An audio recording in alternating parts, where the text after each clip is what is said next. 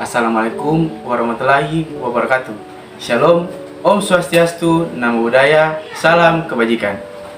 Yang kami hormati Dr. F. Tutuarima selaku dosen mata kuliah pengantar hukum Indonesia, dan yang kami kasihi teman-teman sekalian.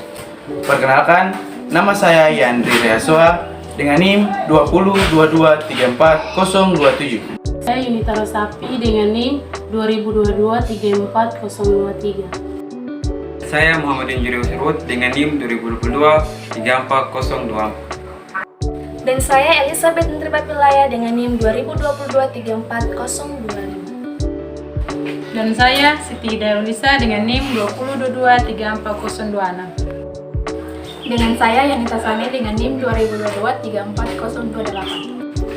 Dengan saya Emiliana Masila dengan NIM 2022-34029.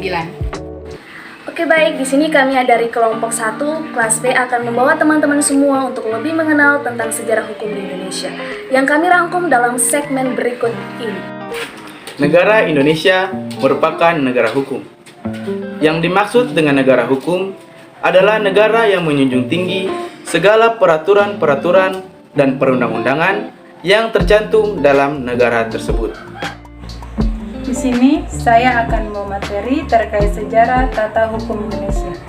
Wahyu Sasongko dalam sejarah tata hukum Indonesia menerangkan bahwa sejarah tata hukum Indonesia ini terdiri dari tahap-tahap tertentu yang umumnya dikenal dengan periodisasi sejarah. Lebih lanjut, periodisasi ini didasarkan pada kondisi politik hukum yang terjadi pada kurun masa tertentu. Adapun tahap sejarah tata hukum di Indonesia yakni 1. Masa pra-penjajahan, masa penjajahan Belanda, masa penjajahan Jepang, dan masa kemerdekaan. Oke, baik, di sini saya akan melanjutkan materi mengenai tata hukum Indonesia masa pra-penjajahan. Tata hukum Indonesia pada masa pra-penjajahan ini bercorak pluralistik yang ditandai dengan keragaman hukum yang berlaku bagi masyarakat. Adapun keragaman hukum yang dimaksud yakni hukum adat dan hukum Islam. Hukum adat ini berlaku menurut sistem kekerabatan masyarakat yang terbesar di Nusantara. Kemudian hukum Islam berlaku untuk masyarakat yang memeluk agama Islam. Lebih lanjut, baik hukum adat dan hukum Islam ini memiliki kedudukan yang setara dan berlaku secara kebersamaan atau berdampingan sesuai dengan bidang dan yurisdiksi keduanya. Sebelum dijajah oleh Belanda, Indonesia atau Nusantara telah memiliki tata hukum sendiri. Diterangkan Utters dalam Sasongko 2013-23, saat Belanda datang, Indonesia telah memiliki tata hukum sendiri, yaitu tata hukum asli, yang berlainan dari tata hukum Belanda. Ini saya akan menjelaskan tatanan hukum pada masa penjajahan Belanda. Pada masa penjajahan Belanda terdapat salah satu fase, yaitu fase kolonial.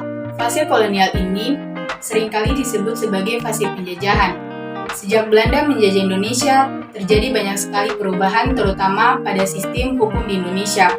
Pada masa VOC berlangsung pada abad ke-17, tatanan hukumnya dikualifikasi sebagai tatanan hukum referensi inoptimal formal.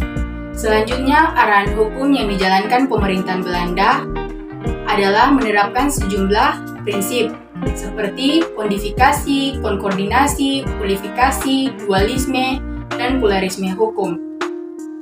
Pada tahap awal, hukum dan prinsipnya ditunjukkan sebagai sarana untuk kepentingan Belanda dan menindas rakyat. Kemudian, perkembangan hukum selanjutnya ditunjukkan sebagai sarana menindas dan melainkan mencari keuntungan di masa ini merkantilisme terjadi. Hukum pada periode ini merupakan sarana, instrumen, dan alat dari pihak yang berkuasa. Ya, di sini saya akan melanjutkan materi tentang tata hukum Indonesia masa penjajahan Jepang. Masa penjajahan Jepang berlangsung dengan suasana perang, sehingga kondisinya bersifat darurat. Kedaruratan ini berdampak langsung pada situasi dan keadaan tata hukum, politik hukum yang mengakibatkan kondisi yang kurang berkembang. Pada era ini, didominasi atau dikuasai oleh penguasa militer.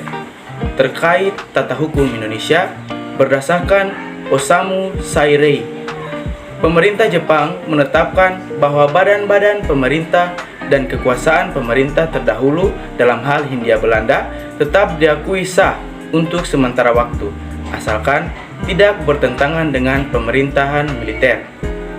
Perubahan signifikan yang dilakukan adalah membagi Indonesia dalam 3 wilayah militer. 3 wilayah militer yang dimaksud antara lain Pulau Jawa dan Madura berpusat di Jakarta dan dipimpin oleh Angkatan Darat Jepang.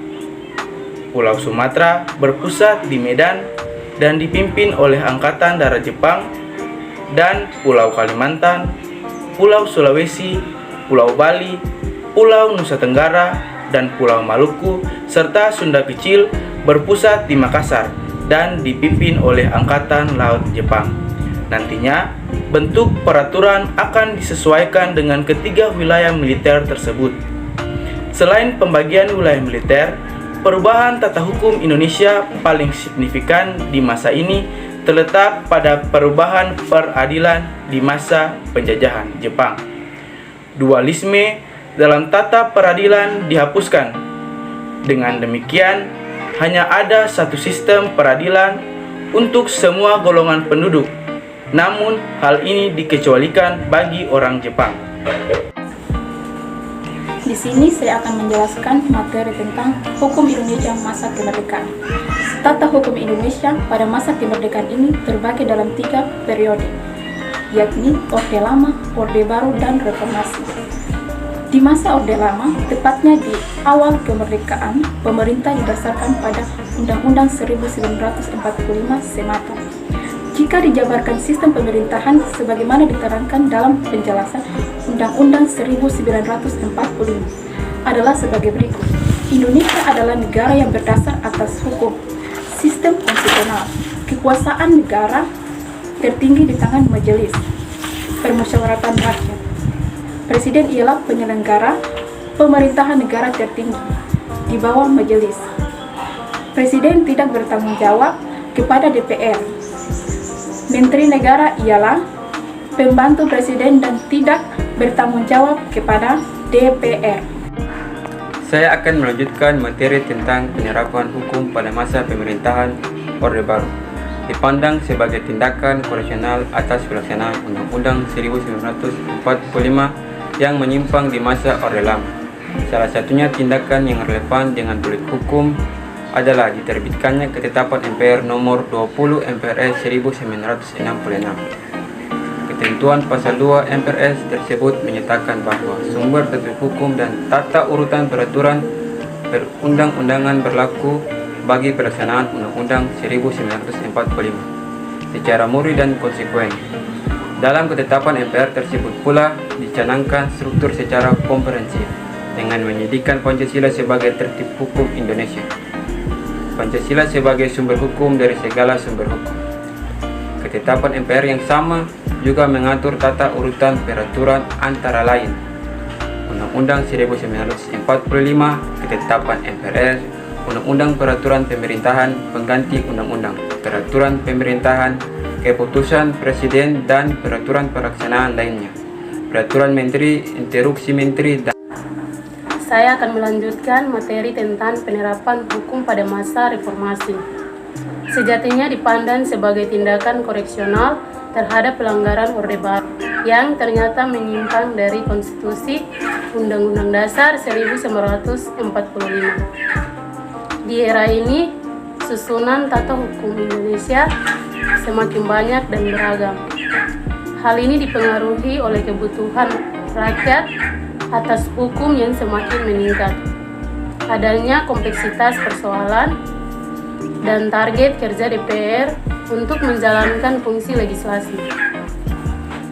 Selain itu, perubahan tata hukum Indonesia di masa reformasi ini juga ikut berubah. Perubahannya mengarah kepada sistem hukum yang lebih terbuka dan demokratis.